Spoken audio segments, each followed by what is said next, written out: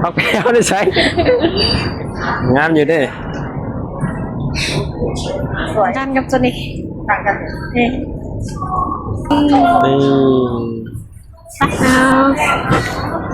กินเองแล้วจากไอติมแล้วก็กินซาไหนใช่ปะ อร่อย ป้าเท่าขึ้นมาข้างบนนั่นเองเนี่ยเมื่อวัน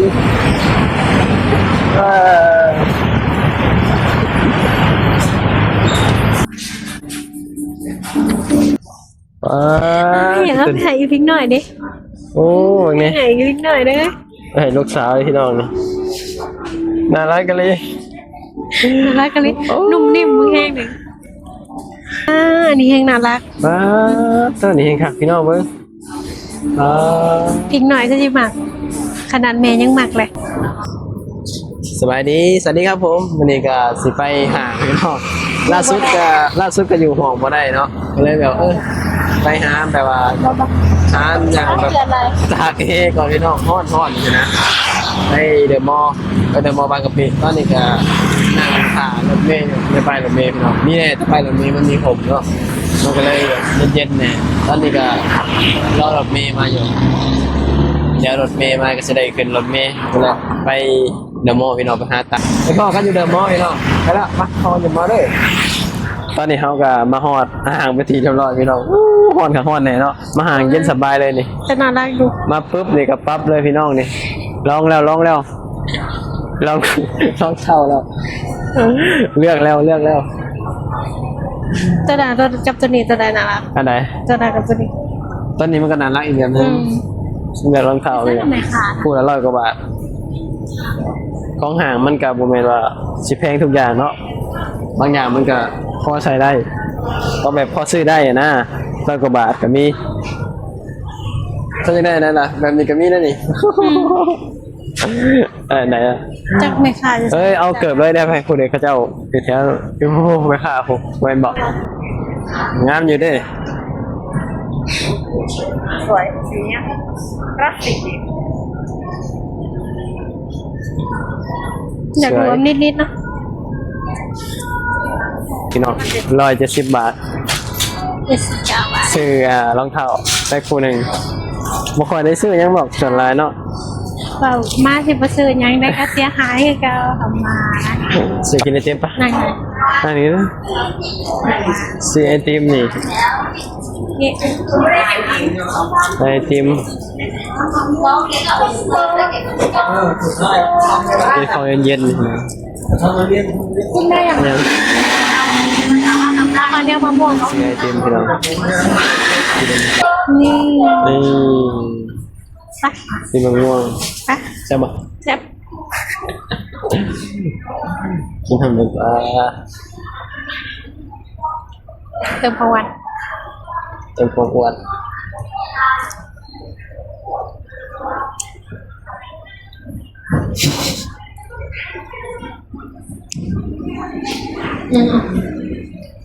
ตาเกียวเอง อ๋อค่ะพี่น้อง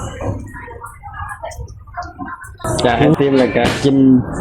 ซาบะใช่ยังใช่ญี่ปุ่นบ่ เอาคอนลาดหมี เอาพี่เลย ใช่ไหม อันนี้อ่ะ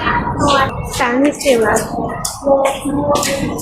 เพิ่มความหวานอีกแล้ว เครื่องความหวานนะเป็นหวานนะกินหวาน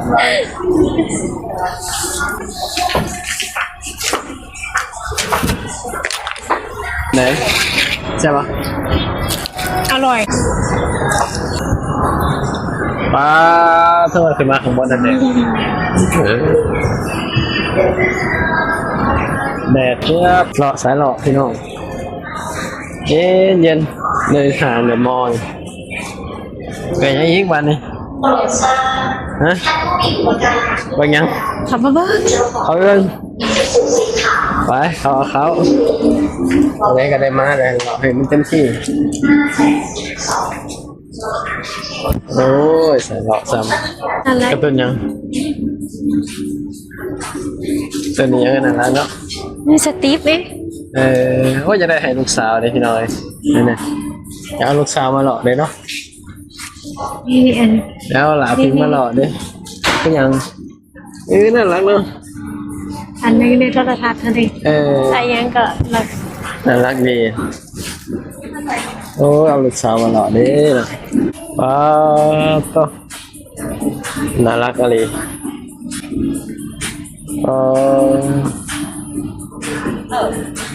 งามเลย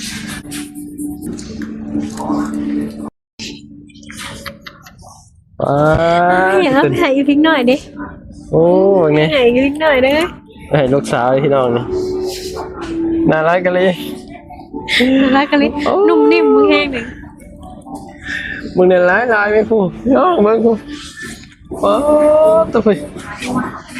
เอาลูกสาวมาหล่อดินี่ นี่อยากเอามือถ่ายพิกหน่อยเลย มันก็สิแบบสุดยอดอ่ะเนาะเอาลูกสาวมาหล่อเนี่ยก็จะแบบว้าวมากระตุ้นเลยพี่น้องลูกสาวมาก ป้าอันนี้แห้งน่ารัก ว้าวตัวนี้เองครับพี่น้องเบิ้งพิกหน่อยก็จะหมักขนาดแม่ยังหมักเลย ใส่ราคาดิราคาอะไรโอ้ราคา400เกือบ400อ่ะโตออกจากร้านนะมาร้านนี้ต่อพี่น้องร้านการ์ตูนไหมร้านตุ๊กตานี่มันไงเต็มอยู่นี่อ๋อจะน่ารักทั้งนั้นเลยนี่ที่คนเข้ามานี่บอกเขามันยังไงเนี่ยนะอยากได้มาให้ลูกสาวใช่เมื่อนี้นี่มีจานงามๆอ๋อยังกระดอกกระเดี่ยแค่นี้อ๋อตัวร้านแข่งนักกว่าร้านนะ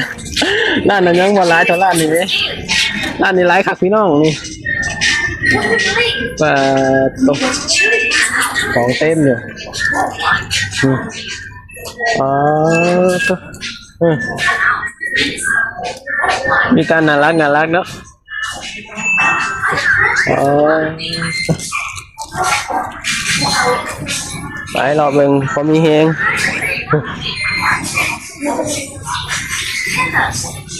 งามเนาะ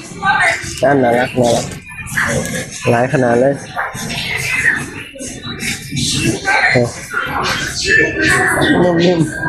นิ่มเนาะแบบนิ่มแบบว่านิ่มอ่ะพี่น้องโอ้โหจะนิ่มกันไหนนิ่มแบบมันนิ่มน่ารักนะกระติกน้ำน่ารักขนาดของหลายบนเนี่ยพี่น้องร้านนี้แห้งหลายกว่าร้านนะร้านยังบ่หลายเท่าร้านนี้ผู้หลายแห้งเลยเขามาเบิ่งเลยสิได้บ่ได้ซื้อเขามาเบิ่งซื้อบ่ได้ซื้อพี่น้องอยากเบิ่งแต่ว่ามันงามเลยนี่พี่น้องของลูกสาวหมักนี่หมักคักพี่น้องนี่โอ้จักบาทนะ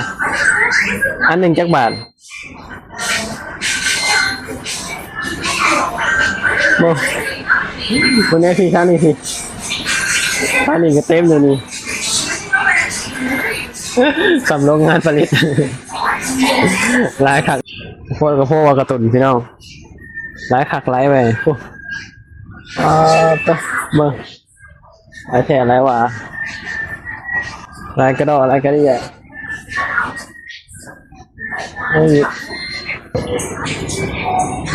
บ้านนี้ พักแพลว ครับเฮา พักแพลว เอาไปเอาได้ใช้โอเคครับพี่น้องคลิปนี้กลับไปแล้ว เมื่อเนาะ ครับ บ๊ายบาย คลิปนี้ไปแล้วพี่น้องสบายดีสวัสดีครับผมครับแล้วเด้อบาท